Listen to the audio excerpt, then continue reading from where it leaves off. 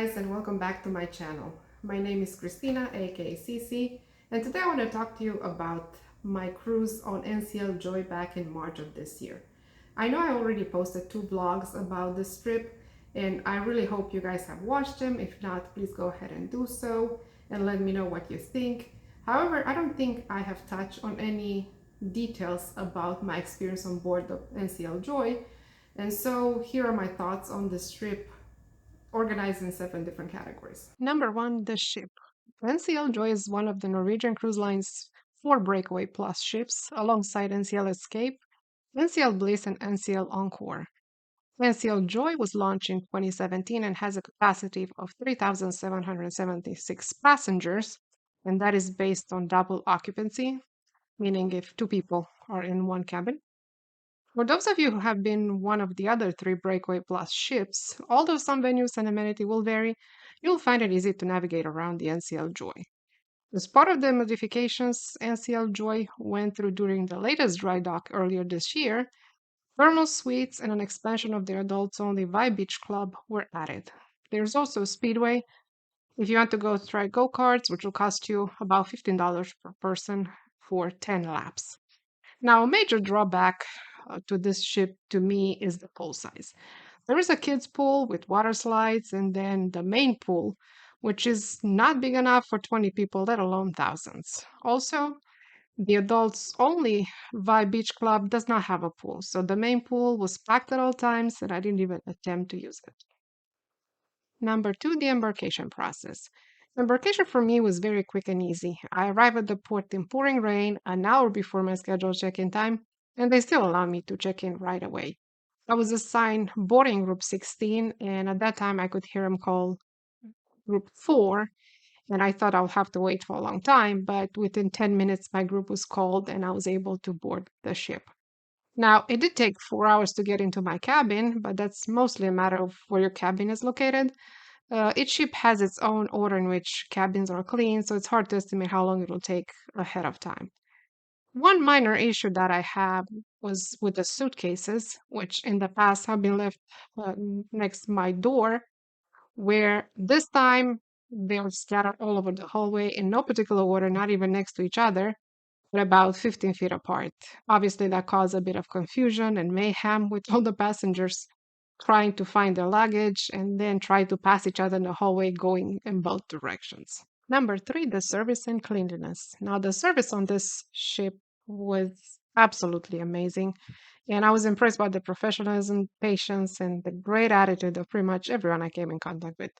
They had multiple meet and greet events, a few weddings, also 4,700 passenger, which is more than their 3,700 double occupancy capacity. And out of those passengers, I believe about a third were children. And with all that, the personnel on board went above and beyond, and they did that with a smile on their faces. Also, as far as cleanliness, I have not noticed any area of the ship, cabin included, that was not clean. Everything was spotless and inviting at all times. Number four, the food. The complimentary options on NCL Joy are 3 main dining rooms called the Manhattan Room, Savor, and Taste, and from what I've seen, all have pretty much the same menu. Then they have the Garden Cafe, the buffet on board, the local bar and grill, which is the only late night option, the American Diner that has become complimentary early this year, and the Haven Restaurant, but that one is reserved for the guests that stay in the Haven Suites. The specialty restaurants are Food Republic, Ocean Blue, Teppanyaki, Cagney Steakhouse, La Cucina. The quality of the food varied greatly depending on where you decided to eat, and I must admit that being on NCL Encore in the past and having a great experience as far as food is concerned, I had great expectations. Out of the 4 specialty dining restaurants I went to, Le Bistro was fantastic, Ocean Blue and Cagney Steakhouse were great, and La Cucina was terrible. That was the most bland and flavorless food I tasted on this ship, and I was not the only one who had the same opinion. It might have passed if it was on the buffet, but for a restaurant that is not included in the cruise fare, and you have to pay extra. It was unacceptable, in my opinion. The waiter was very nice and kept apologizing every time I didn't like something, but it wasn't his fault, obviously. The garden buffet was okay. I was there mostly for breakfast, a couple lunches, and then the main dining rooms had some decent dishes, but nothing remarkable. I guess I'll never know if I'm right or not, but from my experience with travel and also with cooking, most of the food seemed to have been cooked in advance and reheated because the taste was okay, but the texture was off in many cases. But then again, with almost 1,000 guests over the double occupancy capacity of the ship, they probably had no other way to feed everybody on board but to do that.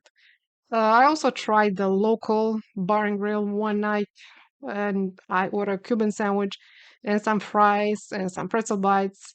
The pretzel bites were okay, but the sandwich and the fries were both soggy, so I never went back there again. Number five, the entertainment. Now, this I was not impressed with at all. They did have all sorts of game shows and contests in the atrium, and also parties and dance lessons on the pool deck and the adults only bar on the deck 17 called Spice H2O. Small concerts in some of the bars as well as live music.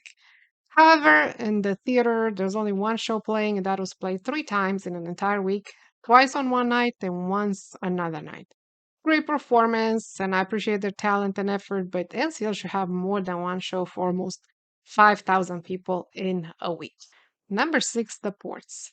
The first port we visited was Roatan. This port was very nice, and the welcome we received was so heartwarming. I realized that they do it to encourage tourism, but they do it in such a nice way that I was impressed, and I felt so honored to visit their island. Roatan is part of Honduras, but unlike the mainland Honduras, where the official language is Spanish, in Roatan, both Spanish and English are official languages. That's something I didn't know, and I learned from the tour guide. As I mentioned in the vlog, the island seemed very poor, but it was so beautiful, and the people were so wonderful and warm.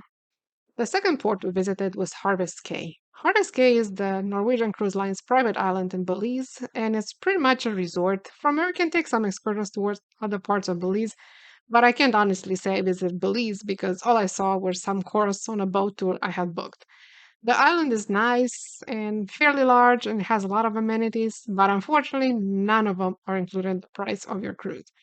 I know many cruise lines have private islands and they do include some activities and food and drinks for the cruiser who get off the ship, but this is not the case with Harvest Cay. So please be prepared to pay for anything you wish to use or consume on the island, such as $6 bottles of water.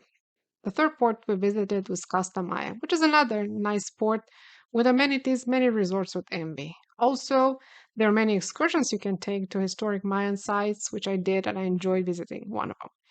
The only minor drawback was the length of the pier. I almost missed my excursion bus trying to get from the ship to the gathering area, in part due to the early excursion time, but it was such a trek from the ship to the shore. The fourth and the last port we visited was Cozumel. The port used by NCL in Cozumel is called Punta Langosta, and it is huge. It was the size of a large mall in the US, and the price is not bad at all, especially if you walk a little towards the stores that are far from the pier. The excursion I took was to a resort down the coast, and that allowed me to see a large portion of the island. Out of all the ports I visited, this one I would like to visit again and even spend a few days in Cozumel. Number seven, the Solo Cruiser Program. One of the reasons I love NCL is their solo cruiser program and discounts. Most cruise lines, if you book a room as a solo cruiser, will charge you for two people, maybe minus some port fees, which are per person. Some cruise lines that I will not name here are even charging one solo cruiser more than they would charge two cruisers, and to me that's a ripoff, but I can choose not to travel with those cruise lines. NCL fortunately recognizes that a lot of people travel solo these days and are trying to be more lenient. Many of their cruise ships have solo cabins designed specifically for solo travelers, which will save you some money. But they go even further by offering solo cruiser discounts in many cabin classes, balcony included. I ended up paying about 75% of what two people would have paid for a balcony room with a king size bed and pull-out couch that would accommodate four people. And I was also able to pick my room and even the deck where it was situated. As part of the solo program, they assign a solo meetup coordinator who facilitates socializing with other cruisers by planning dinners, parties, and social activities. Some ships, like the NCL Encore, even have a solo lounge that can be accessed by solo cruisers and where they can stop by to meet others or have a snack or a beverage. NCL Joy does not have a lounge, but we met at the observation lounge every day at 5 p.m. And I must say, I met some wonderful people, and I hope to keep in touch with them for a long time. Okay, guys, this is all I had. Overall, a great experience, and I would recommend the ship to everybody. Maybe try to avoid spring break because it tends to be overcrowded, but if that's the only time you can go, then I would say go. Also, please leave a comment and let me know if you've ever been on NCL Joy and what your experience was like. Please don't forget to share, like, and subscribe, and I'll see you guys in the next one. Bye.